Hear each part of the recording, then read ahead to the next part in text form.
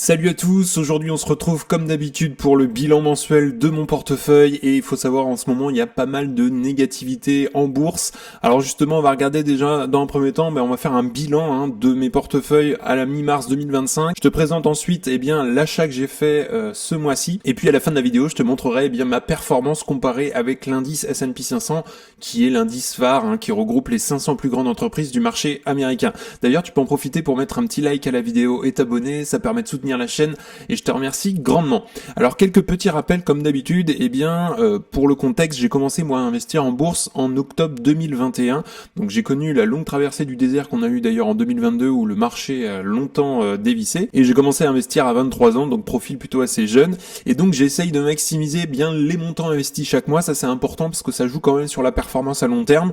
J'utilise aujourd'hui principalement Interactive Broker pour les actions et DeGiro aujourd'hui c'est mon premier broker mais que j'utilise maintenant uniquement pour les ETF et donc j'investis uniquement quand mes prix cibles sont touchés. Donc c'est-à-dire que je fais mes analyses auparavant, je rentre tous mes prix cibles dans un tableur et parfois il arrive que le marché est trop cher et que je n'investis pas pendant un certain temps, mais c'est pas grave, faut pas investir à n'importe quel prix.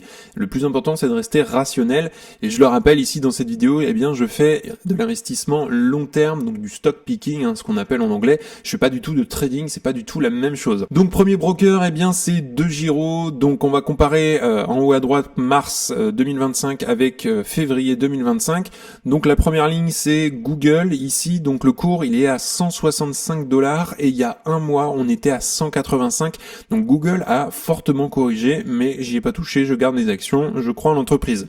Deuxième ligne, c'est Amazon. On est passé donc à 197 $ là, et il y a un mois, on est à 228. Donc là, c'est pareil, encore une correction sur Amazon. Si on regarde Apple, on est à 213 $, et il y a un mois, on était à 244. Donc c'est la troisième action encore du portefeuille qui a corrigé.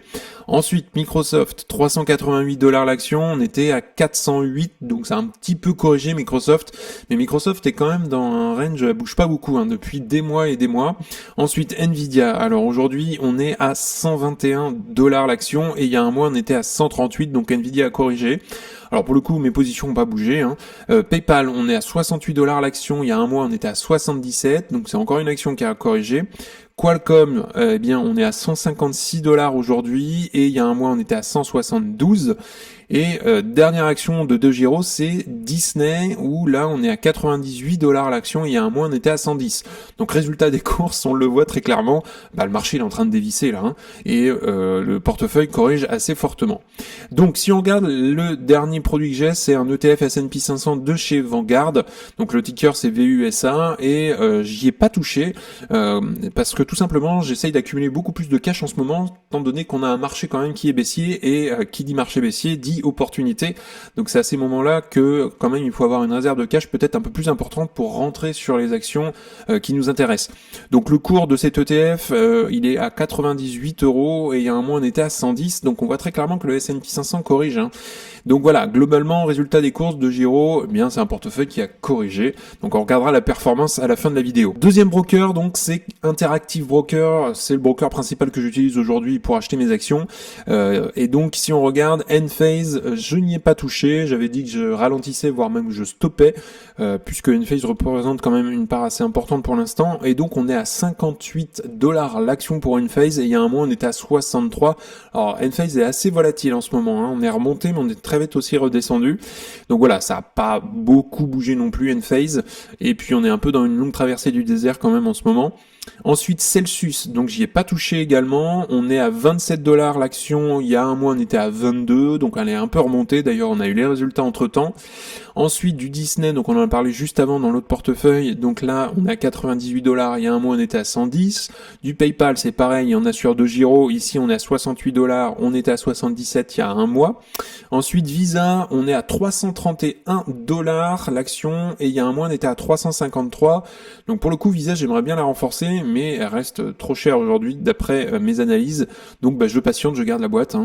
Et ensuite Google, donc Google on est à 165 $ l'action et il y a un mois on était à 185, et donc j'en ai profité pour renforcer un peu Google à ce moment-là puisque j'ai un prix cible qui est atteint aujourd'hui. Et donc Tesla, dernière action, très très volatile et qui corrige de mois en mois, donc là on est à 250 $ mi-mars et il y a un mois on était à 354 $, donc là on a perdu 100 $ en un mois.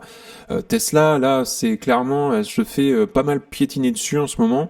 Voilà, alors forcément avec Elon Musk qui est inclus en politique et qui fait beaucoup réagir aussi en ce moment, voilà, on a beaucoup d'émotions autour de l'entreprise, mais les fondamentaux n'ont pas changé. Alors l'action du mois que j'ai acheté, c'est Google, donc Alphabet, et ça faisait un petit moment que je la voulais, et elle arrive enfin sur mon prix cible. Donc si on regarde déjà dans un premier temps, eh bien le marché, donc le S&P 500, on le voit très clairement, en un mois, le marché a corrigé à peu près de 8%, et si on va même au point le plus bas, parce que là on a remonté en l'espace de quelques jours, tout simplement, on va être à peu près, voilà, on a fait du moins 9,92%, donc pratiquement du moins 10% en un mois, et on est un petit peu remonté là sur la dernière journée, mais voilà, le marché est en train de corriger. Si on regarde sur 6 mois, eh bien voilà, on avait eu un plus haut à 6144 points, et là on est descendu à 5638, donc effectivement là, l'année 2025, très clairement, eh bien, elle est en train de corriger là, surtout depuis un mois, donc c'est parfait, ça donne des opportunités, et c'est à ce moment-là qu'il faut en profiter. Il y en a beaucoup qui vont réagir sous le coup de l'émotion et vendre, et pour le coup c'est à ces meilleurs moments qu'on a des opportunités en bourse. Alors si on regarde Google, aujourd'hui le cours de l'action il est à 165 $, et on le voit très clairement, c'est une entreprise qui a pas mal corrigé, en l'espace d'un mois, on était autour des 180, et aujourd'hui, eh bien, elle commence à être intéressante. Donc voilà, très clairement, on a une entreprise qui est de qualité, on le voit ici, on a une belle courbe du chiffre d'affaires bien croissante. Clairement, les free cash flow, ils sont stable globalement d'une année à l'autre, ils ont tendance surtout à augmenter, on le voit, et puis la rémunération en action reste tout à fait raisonnable par rapport au free cash flow. Donc si on rentre dans le bilan de Google, donc si on regarde la dette totale aujourd'hui, eh bien on est à 25 milliards, la tendance à réduire un petit peu là ces derniers trimestres, et donc si on regarde la dette nette, aujourd'hui ils ont une dette nette positive, donc c'est, si on retranche bien évidemment les espèces et équivalents de trésorerie, on a une dette nette quand même de 1 milliard aujourd'hui, et si on regarde d'ailleurs le chiffre d'affaires, on voit ici une très belle courbe de croissance du chiffre d'affaires.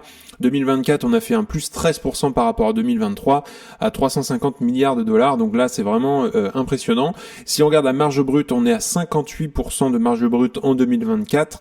Donc globalement, on reste assez stable, même si elle a tendance en plus à augmenter. Et donc, si on regarde la marge nette, on est à 28%. On a encore de la marge de pouvoir justement augmenter cette marge nette. Et donc, si on regarde les actions en circulation, eh bien Google fait du rachat d'actions. Donc ça, c'est très important pour nous actionnaires, puisque forcément ça réduit la part du gâteau, et Google c'est une entreprise qui est bien installée quand même depuis plus de 20 ans, et donc si on regarde les flux de trésorerie, si on regarde précisément, d'ailleurs elle verse un dividende depuis 2024, donc c'est assez récent, on regardera en détail juste après. Les free cash flow, ils ont tendance à augmenter, donc ça c'est encourageant. On a fait un 72 milliards en 2024, donc un plus 4,70% par rapport à 2023.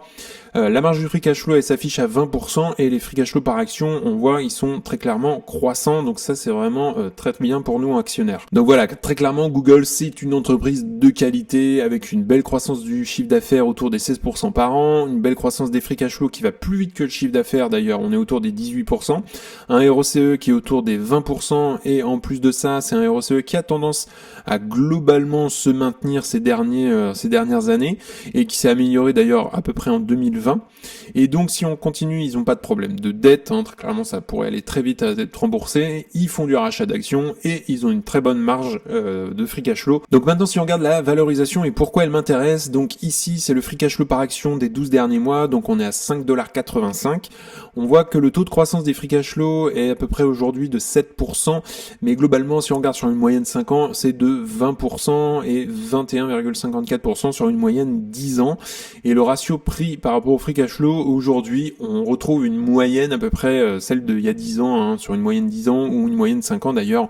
Voilà, donc aujourd'hui Google n'est pas non plus surévaluée, elle n'est pas non plus sous-évaluée, elle est plutôt à un bon prix, une bonne évaluation, et donc aujourd'hui c'est une entreprise, si on regarde un petit peu l'historique du prix par rapport au free cash flow, qui revient sur quelque chose d'un peu plus normal, puisqu'il y a quelques trimestres on était à 36, 37, et là elle était assez élevée, mais si on regarde par rapport à 2023 quand même, elle était peu chère quand même, parce qu'on avait un ratio prix free cash flow autour des 20, et là c'est à ce moment-là que j'en ai aussi acheté, elle était vraiment pas chère à ce moment-là.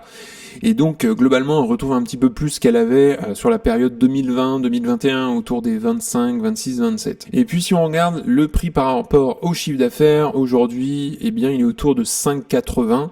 On était monté quand même à des plus hauts à 6,88 et on avait eu un plus bas d'ailleurs en 2022-2023 autour des 4. Donc voilà, globalement c'est pas non plus hyper surévalué.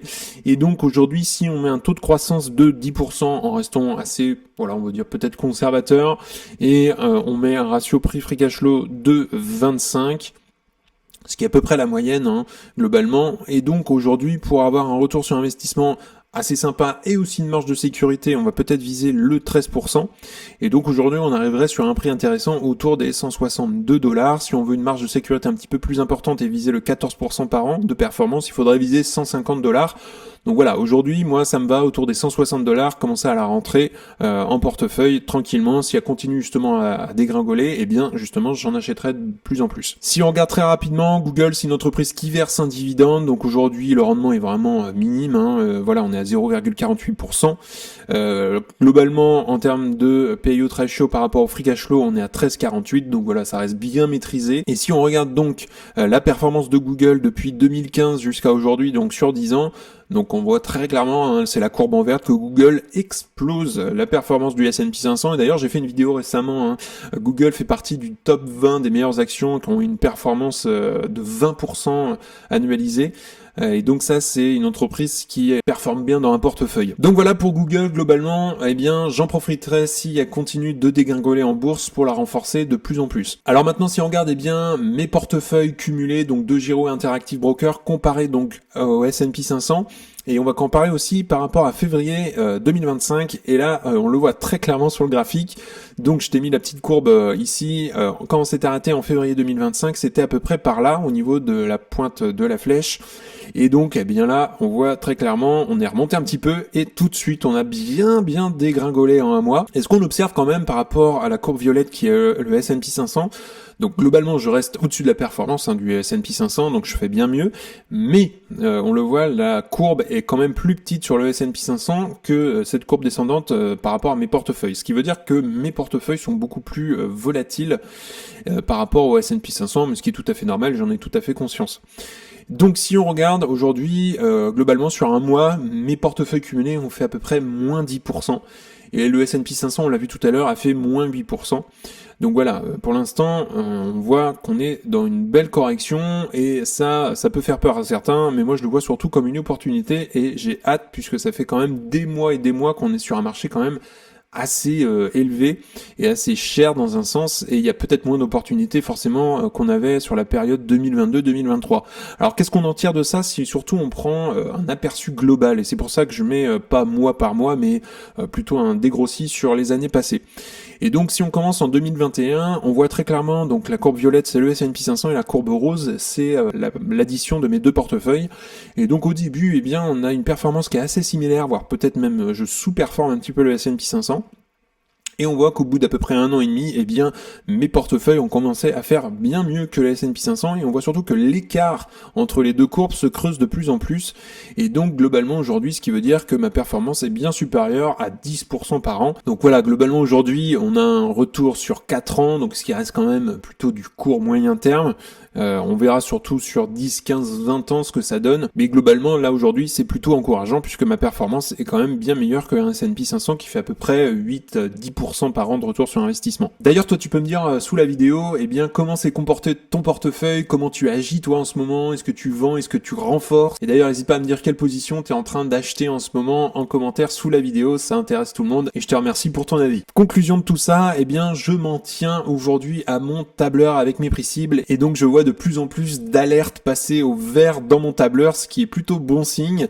Et donc là, je vais me pencher sur pas mal d'actions, et donc j'investis régulièrement, bien évidemment. Alors, comme je le disais, ça fait 4 ans que j'investis, donc c'est une période plutôt assez courte pour avoir un recul, mais c'est une performance quand même qui est bien supérieure au S&P 500, et donc un bilan qui est encourageant.